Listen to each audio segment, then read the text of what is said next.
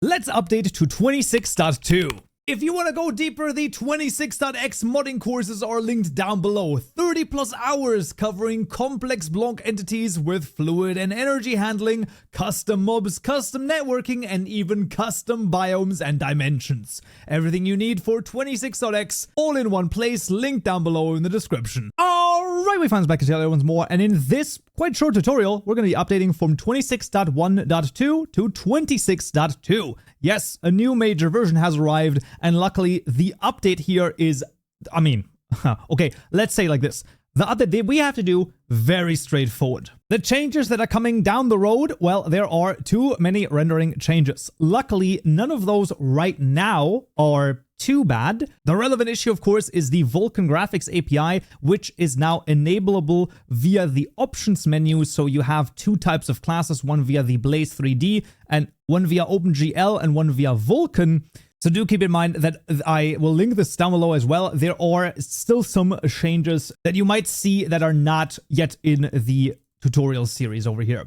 But for our purposes, we're going to update to 26.2, and the version range is going to be 26.2. The Neo version is 26.2.0.2-beta, very long. And then the mod version will also change to 26.2 right here in the build.gradle file. That is 41, that's actually correct. And then we can simply sync the Gradle changes or go to Gradle and sync all Gradle projects. That's going to download all of the stuff that we need for NeoForge, once again, the new version and all of that. And let's just let this run through. And once that is through, well, then we can do the changes, which are not numerous at all. There's like two things. All right, build successful, 53 seconds. As usual, this can sometimes take, a minute plus or so, but that should be okay. The biggest changes, or basically the relevant ones for us, are the tags right here. Because right now, the tags no longer take in the blocks and or items sort of directly. We now have the resource keys of items, blocks, and block items all separated. So if we press shift twice and look at the block IDs class, yes, block IDs, that is going to be a new class in a reference over here, as you can see. And for each one of the different blocks, it's not even every block over here. I'm not 100% sure. Oh, because those are the blocks that don't have block items associated with it. That's probably why, because the other ones are then in block item IDs, I would assume. Yes, they are, and that is actually a new type of class as well, like a record block item ID, which has both a block as well as an item resource key. I don't know. In theory, we should probably make a mod block IDs, mod block item IDs, and a block mod item IDs class. There you go. However, I don't think that this is strictly necessary. I think the only thing we really need to do, because the registration already should create all of these keys for us. So when we go to our mod items class, really the only thing that we need to do here is we want to add a public static. This is going to be a resource key of type item in the mod items class. This is going to be the get RK. This is the get resource key method where we pass in an item over here, and then we simply return built-in registries.item.get resource key, passing in the item.get, because this is an optional. And that's it. Now, because we're only passing in items that are 100% going to exist, the .get should never return a null, so we should be totally fine with that. And then the same thing happens in the mod blocks class as well, where we will simply add one tiny thing over here, which is the public static resource key of type block.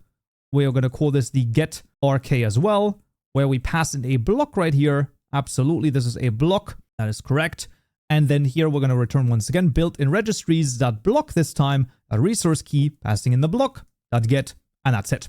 So those two helper methods are going to be everything we need. And now going into the mod item tags right here for vanilla, right? Instead of using items, we want to use item IDs, right? So we're going to import the item IDs class, and you can see that is totally fine. Yeah, so redstone over here obviously is not in the item IDs. That would be in the block item IDs.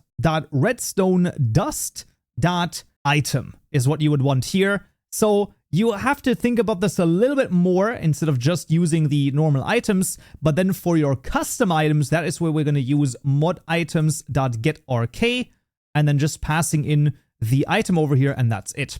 Just going to duplicate this and copy it over. As per usual, of course, all of this is down below as well for you in the GitHub repository. But basically, I just wanted to add the mod items get RK call for all of them. And yes, I do want to keep the .get call as well, because that actually makes them into an item instead of a deferred item in this case. And that is going to be the add tags right here. And then for the blocks, the same thing applies. Basically, we want to call the get RK method. And then here the same thing goes, boop and boop.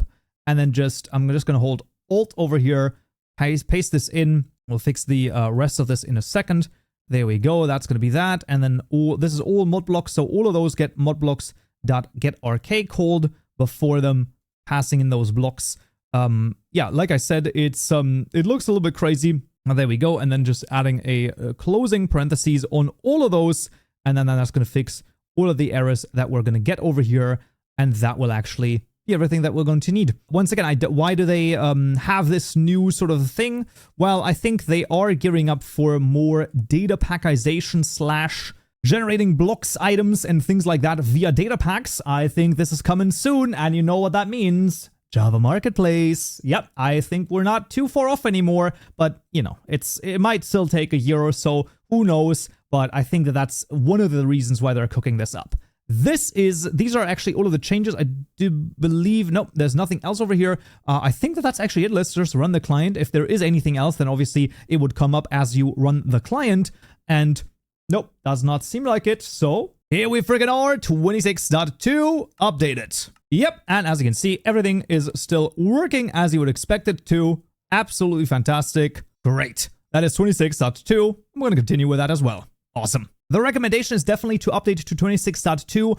It is absolutely not disruptive as it has to be. And also, given the fact that now the Vulkan graphics API is available, it means that you can already start testing with that as well. The real disruptive update is going to be when OpenGL gets completely shut down in Minecraft. That's probably going to be a version where people will not update to. But 26.2, that's totally fine. With that said, that's going to be it for this tutorial right here. Thank you so much for watching, and a huge thanks also to the members on YouTube. Don't forget that if you join as a Stonebricks member, you can get up to 14 days of early access, including this video right here, where we'll add custom crops.